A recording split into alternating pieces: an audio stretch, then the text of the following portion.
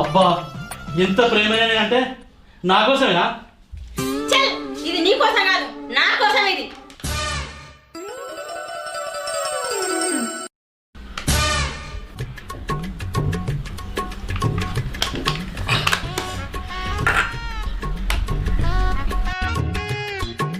నువ్వు ఆటకు పోయినాక నేను బాగా ఆలోచించిన.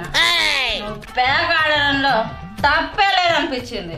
ఎందుకంటే నీకు నచ్చింది నువ్వు చేస్తాను, నాకు నచ్చింది నేను చేస్తా. ఏం చేసాడో ఏమో, తాగుతుంది కానీ నా పోయకుండా తాగుడు ధర్మం కాదే.